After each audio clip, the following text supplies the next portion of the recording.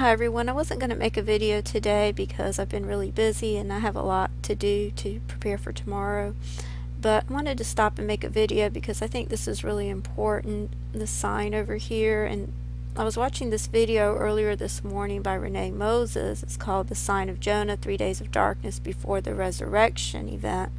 And I think it's interesting that she uses the word resurrection here because to me this looks a lot like something else, and I'll show you a picture of what I think this looks like. Okay, to me it looks more like this image over here, and this is a spermatozoa, and I was originally just going to put in the word sperm when I went into Google, but the word spermatozoa came up, and I think that's a better term because it has this ending over here, which is the word zoa in the Greek, and that means a living being, so I think that's more appropriate. But it says over here it's the mature motile male sex cell of an animal by which the ovum is fertilized, typically having a compact head and one or more long flagella. And I think this is important because I believe this is more confirmation that this represents the consummation of the covenant, that's what's about to take place. And then I also noticed there was another video done by Joy of the Lord about the same thing, about this sign over here. And in this video she was talking about the sign, and she said it was a space X. She said the term space X, which is what this is supposedly a picture of, but to me it sounded like she said space sex, so I thought I would try to do a table on that. And so I just want to show you what came up.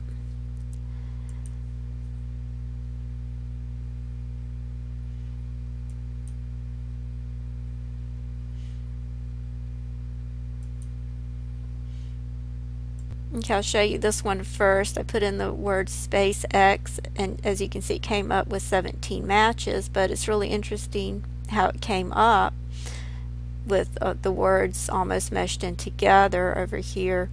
And it's coming up where it says a space betwixt drove and drove. So you see that right here, a space betwixt drove and drove. And I'll read the whole sentence. It says, "And he delivered them into the hand of his servants, every drove by itself, and said unto his servants, Pass over before me, and put a space betwixt drove and drove." And as you know, or as you probably know, I believe that the entire Bible is all about DNA, so I was speculating that this must have something to do with DNA, and so I pulled it up in the Hebrew to see what these words meant. And as you can see, the word space is this word over here, Strong's 7305, and it means a space, but it's interesting the two times that it comes up are in Genesis 32:16. Over here it's saying 32:17 for some reason, and then the other one is in Esther 4:14, which is like the number 144. And over here it says, I'm sorry, I'm having problems with my computer, it's delayed, and so that's why it does things a few seconds after I try to do it. But it says, "For if thou altogether holdest thy peace at this time, then shall there enlargement and deliverance arise to the Jews from another place." And of course that would be Jesus that is talking about here. "But thou and thy father's house shall be destroyed, and who knoweth whether thou art come to the kingdom for such a time as this?" I believe this is talking about the 144,000, but the enlargement or the space that it's talking about here is also Jesus, because that is where the deliverance will come from. Okay, so in the context you had a space between two droves, and so then I looked up the word drove, and the word drove is this word here in the Hebrew. It's the word eater, and it means a flock or a herd. Okay, so this is talking about a space between two flocks or herds. And so this reminded me of another scripture that I've talked about before that has to do with the Shiloh prophecy in Genesis 49:10, where it says, "The scepter shall not depart from Judah, nor a lawgiver from between his feet until Shiloh come, and unto him shall the gathering of the people be." And then I've talked about the importance of these numbers and what the number 14 represents, that it's when the veil was rent on Nisan 14th, and it represents the DNA and the restoration of the DNA, because this is when the DNA is separated.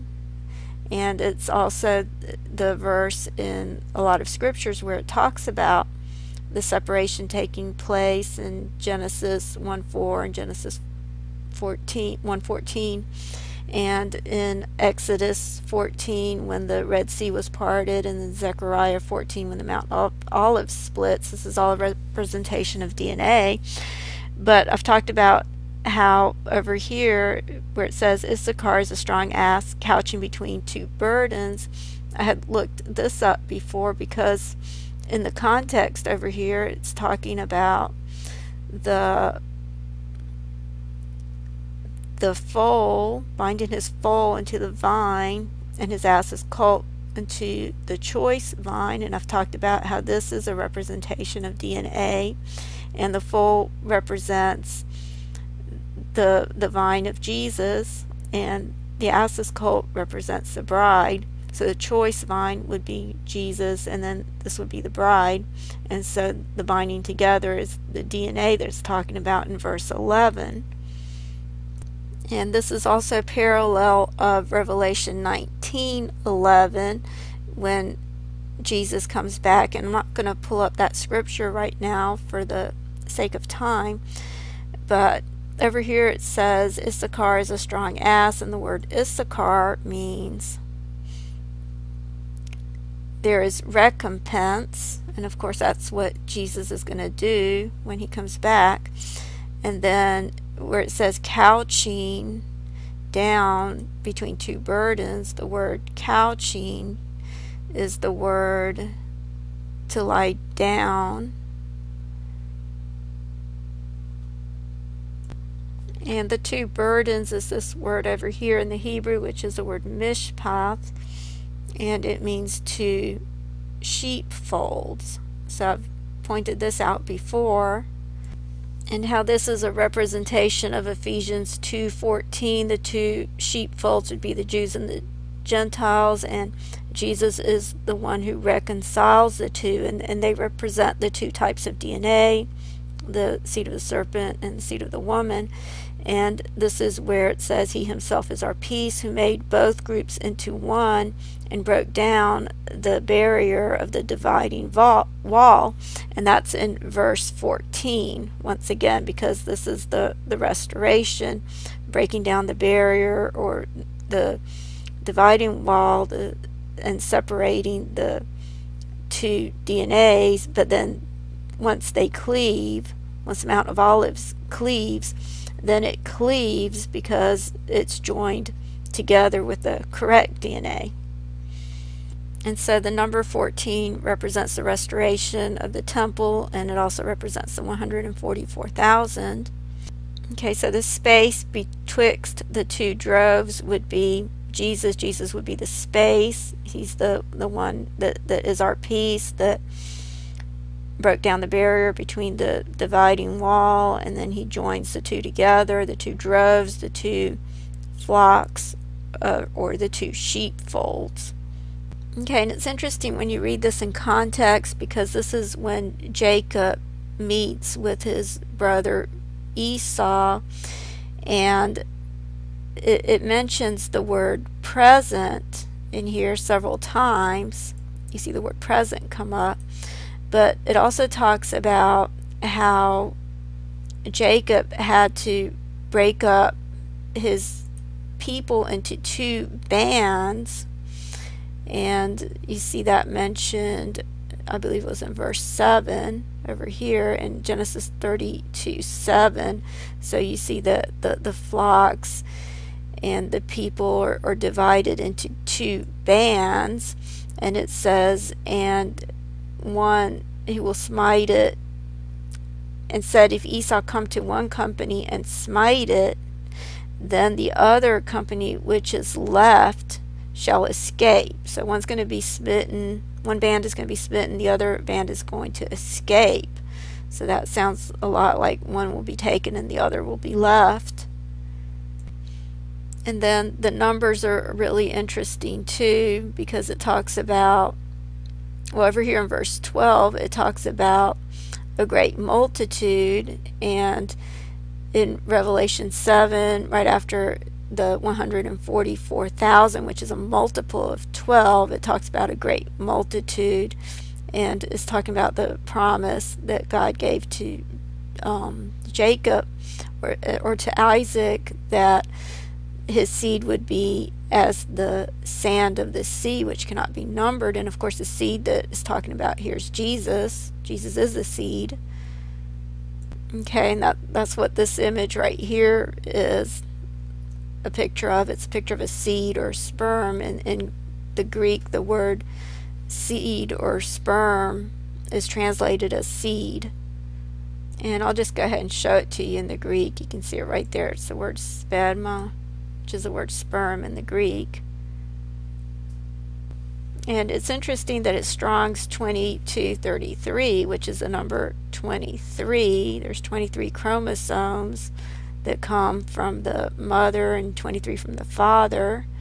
And so you can see it's seed, semen, virile. Okay, now I want to show you some other tables that I did. In this one I put space, sex, Christ, Christmas, sign, Noel, and all of those came up in the book of Acts 18.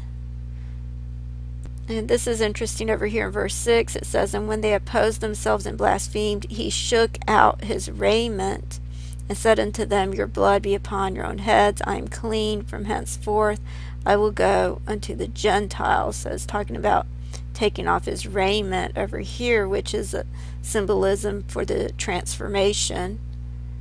And this one I put in the words Yesh and Jesus, and as you can see, Jesus comes up over here, and the word Yesh comes up. It's going right through the word Jesus again over here, and this is when Jesus was baptized, or it's talking about that in the book of Acts 19.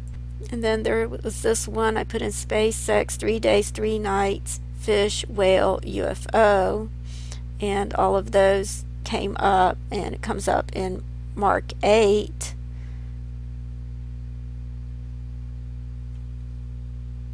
And this is where Jesus was saying that he would suffer many things and then be killed, but rise after 3 days and 3 nights. And so all these terms come up in here.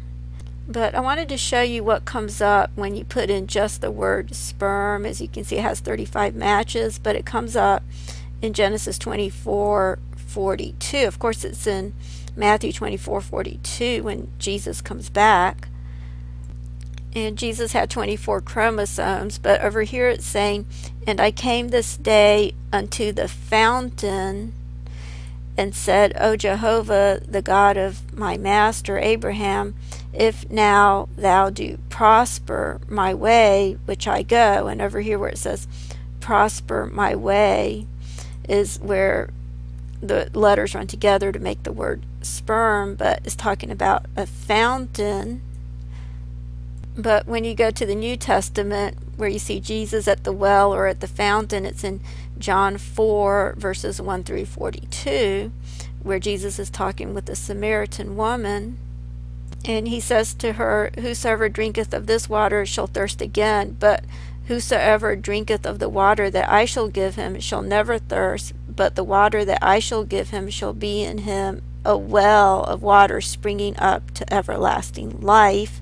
And that's in verse 14. And it's in Zechariah 14 when the Mount of Olives splits and the living water flows through Jerusalem, which is something I want to explain a little bit more. But the context here is when Eleazar was trying to find a bride for Isaac, and Rebecca was at the well, and of course Rebecca represents the bride, And so this is a type and shadow of the second coming of Christ.